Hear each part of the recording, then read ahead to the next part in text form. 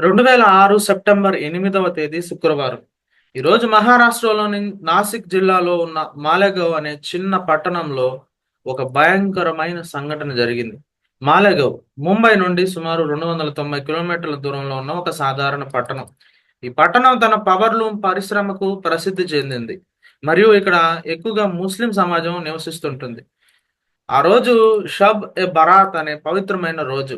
ముస్లిం సమాజం ఈ రోజుని ప్రత్యేక ప్రార్థనలతో సమాధులని సందర్శించడం ద్వారా జరుపుకుంటుంది. ఈ సందర్భంగా మాలేగావ్‌లోని హమీదియా మసీద్ సమీపంలో ఉన్న బడా కబ్రిస్తాన్ అనే శ్మశాన వాటికలో అనేక మంది గుమిగూడారు. మధ్యాహ్నం 1:15 సమయంలో ఈ ప్రాంతంలో ఒక్కసారిగా భారీ పేలుళ్లు సంభవించాయి. 2 లేదా 3 బాంబులు సైకిళ్లపై అమర్చబడినవి ఒకదాని తర్వాత ఒకటిగా పేలాయి. ఈ పేలుళ్ల ఫలితంగా శ్మశాన వాటికలో ఉన్న అనేక మంది ప్రాణాలు కోల్పోయారు. అధికారిక లెక్కల ప్రకారం ఈ దాడిలో 37 మంది మరణించగా 125 మందికి పైగా గాయపడ్డారు. కొన్ని రిపోర్ట్లు 45 మంది మరణించినట్లుగా కూడా పేర్కొన్నాయి. చాలా మంది బాధితులు ముస్లిం యాత్రికులు. వాళ్ళు ఆ రోజు ప్రార్థనల కోసం గుమిగూడారు. ఈ దాడి తర్వాత పట్టణంలో ఉద్రిక్త వాతావరణం నెలకొంది. బాధితులు, కుటుంబాలు, స్థానిక ప్రజల ఆందోళనకి గురయ్యారు. మరియు కొంతమంది ఆగ్రహంతో పోలీసులపై కూడా దాడి చేశారు. ఈ బాంబు దాడి జరిగిన వెంటనే Maharashtra anti terrorism squad ATS దర్యాప్తుని ప్రారంభించింది. మొదటి దశలో ఈ దాడి వెనుక students Islamic movement of India SIMI అనే నిషేధిత సంస్థ ఉందని ఏటీఎస్ ఆరోపించింది. ఈ సంస్థ గతంలో ఇలాంటి ఉగ్రవాద కార్యకలాపాలకి సంబంధించిన ఆరోపణలని ఎదుర్కొంది. దర్యాప్తులో భాగంగా ఏటీఎస్ 9 మంది ముస్లిం యువకులని అరెస్ట్ చేసింది. వీళ్ళలో నురుల్ హుదా దోహా, షబీర్ అహ్మద్ మసీయుల్లా, రయీస్ అహ్మద్ రజబ్ అలీ మన్సూరి, సల్మాన్ ఫర్సీ అబ్దుల్ లతీఫ్ ఐమి, ఫరోగ్ ఇక్బాల్ అహ్మద్ ముగ్ధుమి, మహ్మద్ అలీ ఆలం షేక్, ఆసిఫ్ ఖాన్ బషీర్ ఖాన్, మహ్మద్ జుహీద్ అబ్దుల్ మజీద్ అన్సారీ మరియు అబ్రార్ అహ్మద్ గులాం అహ్మద్ ఉన్నారు. ఈ అరెస్టులు జరిగిన తర్వాత దర్యాప్తు సంస్థలు ఈ దాడిలో ఉపయోగించిన పేలుడు పదార్థాలని విశ్లేషించాయి. రిపోర్టుల ప్రకారం ఈ బాంబులో ఆర్డిఎక్స్, అమోనియం నైట్రేట్ మరియు ఫ్యూయల్ ఆయిల్ మిశ్రమం ఉపయోగించబడింది. ఇది 2006 జూలై 11 ముంబై రైలు బాంబు దాడుల్లో ఉపయోగించిన మిశ్రమంతో సమానంగా ఉంది. ఈ సమాచారం ఆధారంగా ఏటీఎస్ మొదట్లో సిమి సభ్యులు ఈ దాడికి కారణమని గట్టిగా నమ్మింది. అయితే ఈ అరెస్టులు మరియు ఆరోపణలు స్థానిక ముస్లిం సమాజంపై తీవ్రమైన ఆందోళనని రేకెత్తించాయి. చాలా మంది ఈ అరెస్టులని అన్యాయమైనవిగా భావించారు మరియు పోలీసులు ముస్లిం సమాజాన్ని లక్ష్యంగా చేసుకున్నారని ఆరోపించారు. 2011లో ఈ కేసులో ఒక ఊహించని మలుపు సంభవించింది.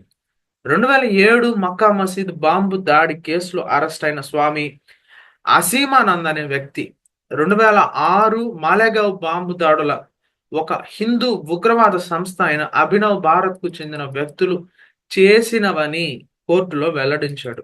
ఈ వెల్లడి దర్యాప్తు సంస్థలను షాక్ కి గురి చేసింది. ఎందుకంటే ఇప్పటి వరకు ఈ దాడి వెనక ఇస్లామిక్ ఉగ్రవాద సంస్థలు ఉన్నాయని భావించబడింది.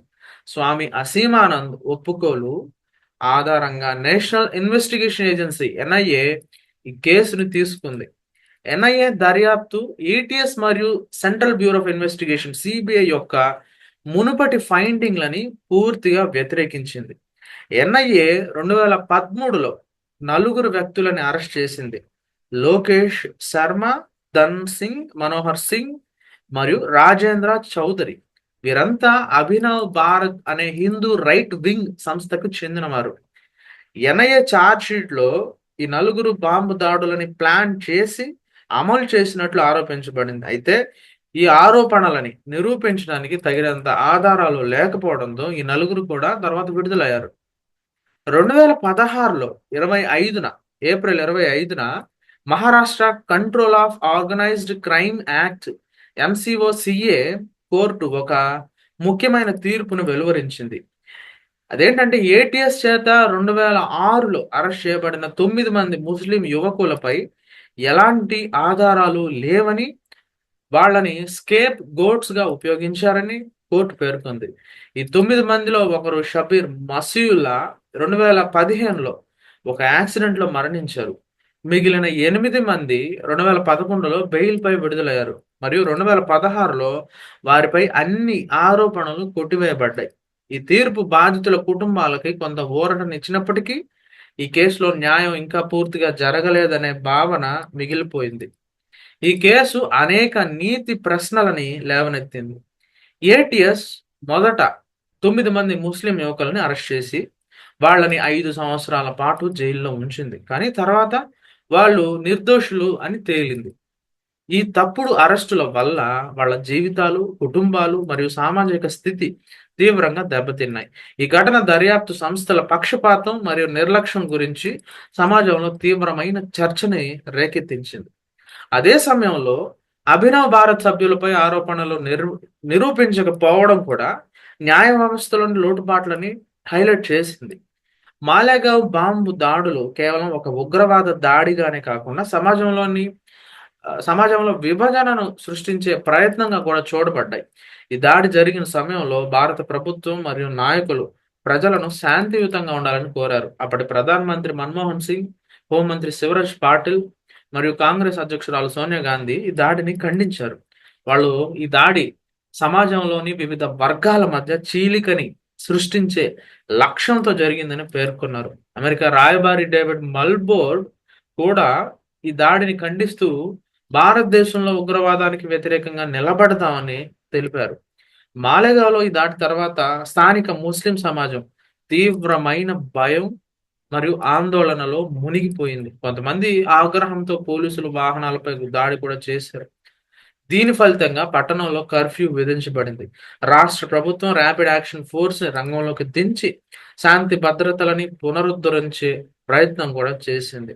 అయితే ఈ దాడి మరియు దాని తర్వాత జరిగిన అరెస్టులు స్థానిక సమాజంలో లోతైన గాయాలని మిగిల్చాయి. 2006 మాలేగావ్ బాంబు దాడులు మనకి అనేక పాఠాలని నేర్పించాయి. మొదటిదేంటంటే ఉగ్రవాదం ఏ మతానికి లేదా సమాజానికి చెందినది కాదు. ఈ దాడి మొదట ఇస్లామిక్ ఉగ్రవాదంగా భావించినప్పటికీ, తర్వాత ఒక హిందూ రైట్ వింగ్ సంస్థ దీని వెనుక ఉండవచ్చని తేలింది. రెండవదేంటంటే దర్యాప్తు సంస్థలు పక్షపాతం లేకుండా ఆధారాల ఆధారంగా మాత్రమే పనిచేయాలి. 9 మంది నిర్దోషులని 5 సంవత్సరాల పాటు జైల్లో ఉంచడం దర్యాప్తు విధానంలోని లోపాలని స్పష్టం చేస్తుంది.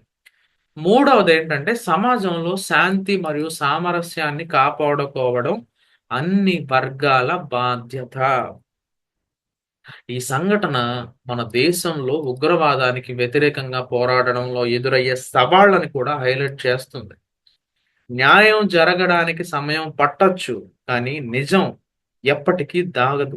ఈ కేసులో నిర్దోషులైన వ్యక్తులు చివరికి విడుదలయ్యారు. కానీ వాళ్ళు కోల్పోయిన సమయం మరియు గౌరవాన్ని తిరిగి పొందలేరు.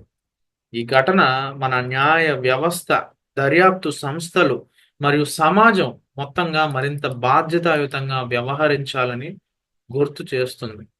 ఫ్రెండ్స్, 2006 మాలేగావ్ బాంబు దాడులు ఒక విషాదకరమైన సంఘటన. ఇది అనేక మంది జీవితాలను మార్చివేసింది. ఈ దాడి కేవలం ఒక ఉగ్రవాద చర్యగా మాత్రమే కాకుండా సమాజంలో విభజనను సృష్టించే ప్రయత్నంగా కూడా చూడబడింది. ఈ కేసు దర్యాప్తులో జరిగిన లోపాలు, నిర్దోషులపై వచ్చిన ఆరోపణలు మరియు చివరికి న్యాయం కోసం నిరీక్షణ, ఇవన్నీ మనకి సమాజంలో శాంతి మరియు న్యాయం యొక్క ప్రాముఖ్యతని గుర్తు చేస్తాయి.